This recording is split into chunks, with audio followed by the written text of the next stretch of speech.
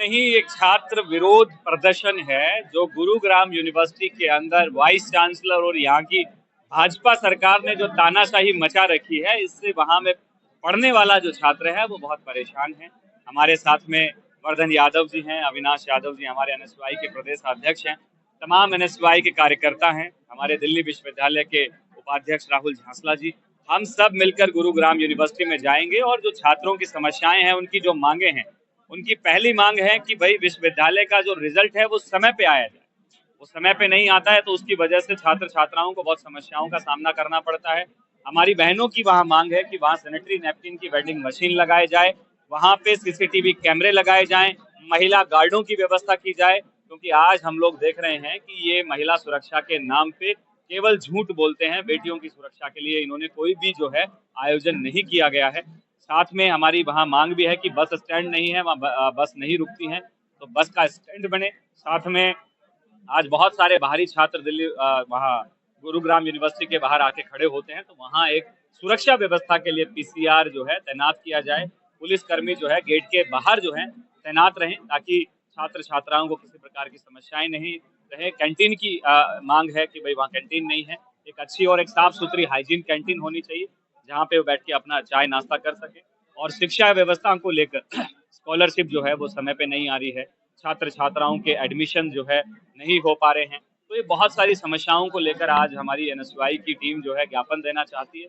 लेकिन आप देखिए कि धारा 163 जो है और 144 पहले ही लगा दी गई है कि ये छात्र वहां पहुंच ना सके, तो ये कहीं ना कहीं सरकार के इशारे पर ये तानाशाही है और एनएसयूआई इस लड़ाई को अग्रिम पंक्ति में रह के लड़ेगी। हम यही कहना चाहेंगे हरियाणा एनएसयूआई से और हरियाणा के छात्र छात्राओं से कि जो भाजपा सरकार और जो ये संघी वाइस चांसलर हैं, ये मिलकर आप लोगों को तानाशाही करके परेशान करने का काम कर रहे हैं, हम इनको मुंह तोड़ जवाब देंगे। ये है वाइस चांसलर से हम लड़ाई लड़ेंगे, इलाज तो उनके हाथ में है, हमारा काम है विरोध करना, उनकी आवाज को उठाना।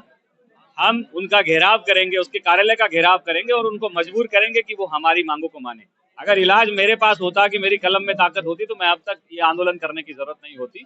तो इलाज यही है कि हम उनका इलाज करेंगे। 100% हो गया। आज से देखो ना, आप सैकड़ों की संख्या में जो है आज एनएसयूआई जो है वहां पहुंच रही है, एनएसयूआई के छात्र वहां पहुंच रहे हैं, इलाज हो गया, शुरू कर दिया है, हम बढ़िया ऑपरेशन करेंगे इनका। छात्र संघ चुनाव के साथ साथ आज जो है स्कॉलरशिप समय पे नहीं आ रही है, बेरोजगारी बढ़ती जा रही है, शिक्षा का निजीकरण किया जा रहा है, शिक्षा को महंगा किया जा रहा है, बच्चों की मेंटल हेल्थ खराब हो रही है, पेपर लीक हो रहे हैं। उन सबका यही कारण है कि सरकार की कोई जवाबदेही नहीं बन रही है, सरकार आंखें बंद करके बैठी हुई है। तो एनएसयूआई इनको जगाने का काम करेगी, रोजगार की मांग करेगी। और जो शिक्षा को महंगी किया जा रहा है कि आम परिवार के जो लोग हैं वो शिक्षित ना हो, क्योंकि अगर ये शिक्षित होंगे तो कल रोजगार की मांग करेंगे, और रोजगार की मांग करेंगे तो सरकार उनको रोजगार देने में असफल है। और एक साथ में बहुत बड़ा मुद्दा जो एनएसयूआई ने उठाया है वो ड्रग्स का मुद्दा है कि आम गरीब परिवारों को साजिश के तहत जो है ये ड्रग्स परोसा जा रहा है। आज कोई भी दिल्ली का और राजस्थान का, हरियाणा का या आसपास का, हिंदी पट्टी का ऐसा कोई भी यूनिवर्सिटी नहीं है, प्राइवेट हो चाहे सरकारी, जिनके पास चाय बिस्किट नमकीन की तरह है जो ड्रग्स नहीं मिलता हो। तो ये भारत के भविष्य पे, ये हरियाणा के भविष्य पे बड़ा खतरा है। और ये ड्रग्स कहाँ से आता है, किसकी शय पे बिकता है, क्योंकि चाय बिस्किट की तरह जो है कॉलेज यूनिवर्सिटी के बाहर नशा बिक रहा है। तो ये तो आप मानिए कि पुलिस प्रशासन, सरकारी महकमा और सरकार इनसे मिले हुए हैं, तभी इतनी आसानी से जो है इतनी इलीगल चीज बिक रही है। तो एनएसयूआई जो है ड्रग्स के खिलाफ भी बड़ी मुहिम चलाएगी। विस्तार से हमारे अध्यक्ष ने बताया है आपको। गुरुग्राम यूनिवर्सिटी के नाम पर भारतीय जनता पार्टी की सरकार ने हमारे साथ छलावा करा है। केवल एक कैंपस तो दे दिया, लेकिन आज उस कैंपस में ना कैंटीन की व्यवस्थाएं हैं, ना इंफ्रास्ट्रक्चर है, ना महिलाओं की, बच्चियों की सुरक्षा के नाम पर वो शून्य है वो कैंपस। फीस की अगर बात होती है तो सरकारी विश्वविद्यालय की फीस आज इतनी हो चुकी है कि प्राइवेट कॉलेजों से भी ज्यादा बच्चों को भुगतान करना पड़ता है। तो इन सभी समस्याओं को लेकर के आज एनएसयूआई के नेतृत्व में कांग्रेस पार्टी के साथ हम एक विशाल छात्र आक्रोश रैली निकाल रहे हैं। हम धन्यवाद देना चाहते हैं हमारे एनएसयूआई के राष्ट्रीय अध्यक्ष जो आज गुड़गांव पहुंचे हैं। और इसी प्रकार से अब आने वाले दिनों में सड़क से लेकर के विश्वविद्यालय तक आपको एनएसयूआई और कांग्रेस पार्टी जरूर दिखेगी।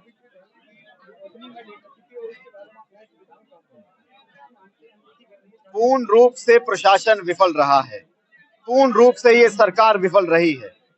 गुड़गांव के अंदर केवल एक सरकारी विश्वविद्यालय के नाम पर हमें ये गुड़गांव यूनिवर्सिटी दी गई। ये कहा गया कि एक विशाल कैंपस बनाएंगे, ये कहा गया कि हजारों करोड़ की लागत से हम इस कैंपस को तैयार करेंगे, लेकिन आज वहां जाकर के देखिए, बच्चों को घरों से लेकर के विश्वविद्यालय तक पहुंचने के लिए ट्रांसपोर्टेशन की सुविधा भी नहीं। तो विश्वविद्यालय में बच्चे पहुंचेंगे कैसे?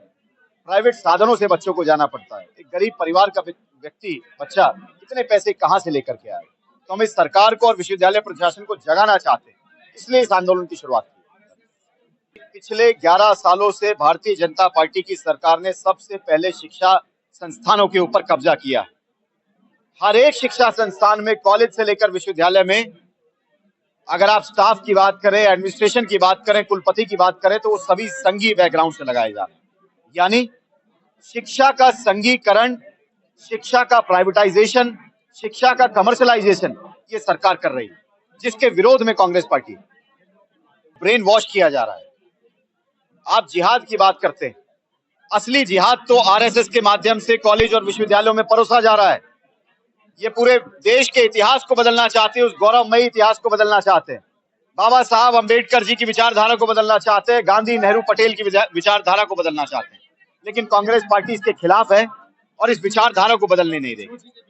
पूर्ण रूप से हम चाहते हैं कि इतिहास के साथ कोई छेड़छाड़ ना, हम चाहते हैं कि करिकुलम के साथ कोई छेड़छाड़ ना, और एक अच्छा करिकुलम बने, बच्चों को अच्छे शिक्षा संस्थान मिले, अच्छे इंफ्रास्ट्रक्चर मिले, ताकि वो आने वाले समय में देश के विकास की नींव साबित हो सके।